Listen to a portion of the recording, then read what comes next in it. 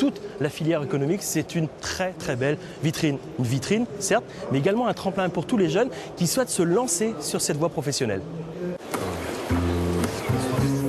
Voici Marie, une vingtaine d'années, BEP tourneur-fraiseur.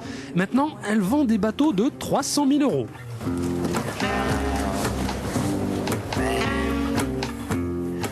Marie Lamoureuse suit à Concarneau une formation de technico-commercial dans le secteur du nautisme. Une formation en alternance qui lui permet d'être en situation réelle sur le salon nautique.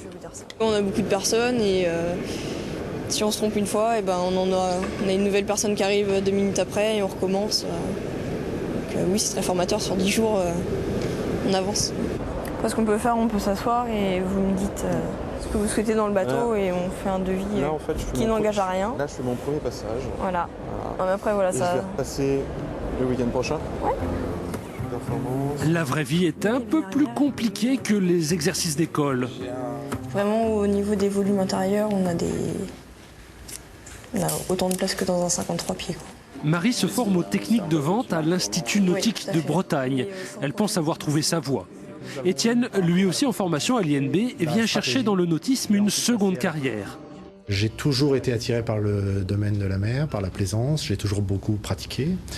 J'ai voulu transformer ces acquis aujourd'hui, qui étaient purement des acquis de loisirs, dans un domaine professionnel à l'occasion de ma reconversion. Nos commerciaux, on trouve des postes, alors soit effectivement dans la vente de bateaux, soit dans les services.